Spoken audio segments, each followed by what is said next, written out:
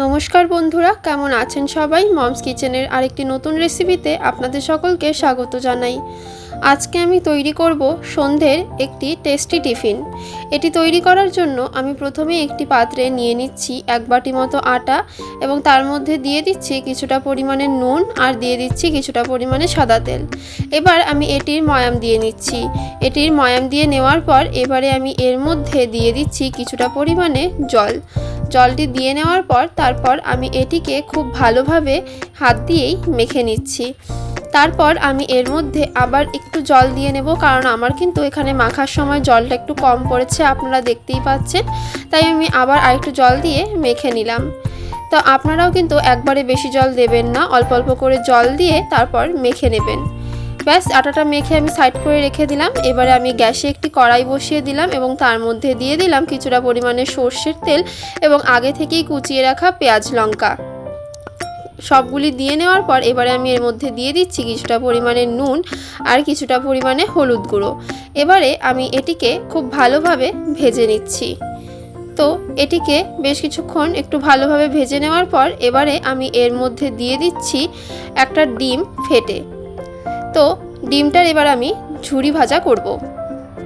তো এখানে আমি ডিমটার খুব ভালোভাবে ঝুরি ভাজা করে নিচ্ছি, দেখতেই পাচ্ছেন। এবারে আমি এটিকে সাইড করে রেখে দিলাম। এবারে আমি যে আটাটা মেখে রেখেছিলাম সেটির খুব ছোট ছোট লেচি তৈরি করে নিচ্ছি। এবারে আমি এক একটা করে লেচি নিয়ে নিচ্ছি এবং তার ওপর দিক দিয়ে আমি শুকনো আটা ছড়িয়ে নিলাম। এবারে আমি এটির ছোট ছোট রুটি তৈরি করে নিচ্ছি। রুটিগুলো কিন্তু খুব বেশি বড় হবে না, কারণ আমি লেচিগুলো একটু ছোট ছোটই করেছিলাম, তাই এখানে রুটিগুলো একটু ছোট ছোটই হবে। আর এখানে আমাদের খুব বেশি বড় রুটির প্রয়োজন নেই, একটু ছোট রুটিরই প্রয়োজন। তাই আমি এখানে আগে থেকেই লেচিগুলো ছোট ছোট করে রেখেছিলাম। তো এখানে আমার রুটিগুলি বেলে নেওয়া হয়ে গেছে, দেখতেই পাচ্ছেন। এবারে আমি এর ভেতরে সেই যে ডিম দিয়ে পুরটা তৈরি করে রেখেছিলাম সেটি দিয়ে দিচ্ছি।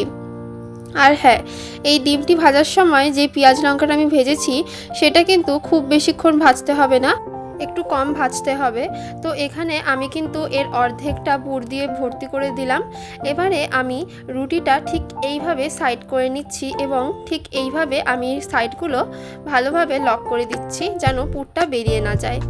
এবারে আমি একটি কাঁটা চামচ নিয়ে নিয়েছি এবং এর সাইড দিক দিয়ে ঠিক এইভাবে আমি চেপে চেপে একটি ডিজাইন করে নিচ্ছি। আপনারা দেখতেই পাচ্ছেন। এটা আপনারা চাইলে করতেও পারেন, আবার নাও করতে পারেন, এটা আপনাদের ইচ্ছে।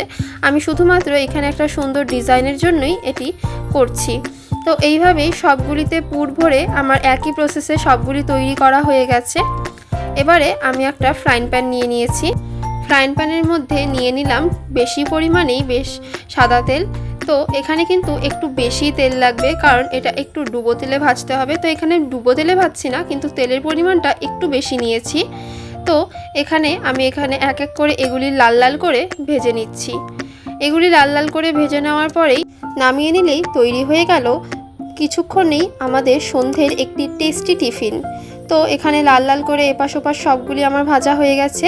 ব্যাস, আমাদের তৈরি হয়ে গেল। রেসিপিটি যদি আপনাদের ভালো লাগে তাহলে অবশ্যই বাড়িতে একবার ট্রাই করবেন এবং কমেন্টে জানাতে ভুলবেন না যে আপনাদের কেমন লাগলো। ভিডিওটি যদি আপনাদের কিছুটা ভালো লেগে থাকে তাহলে অবশ্যই একটি লাইক করে পাশে থাকবেন। আমার চ্যানেলের রেসিপিগুলি যদি আপনাদের ভালো লাগে তাহলে অবশ্যই আমার চ্যানেলটিকে সাবস্ক্রাইব করে দেবেন।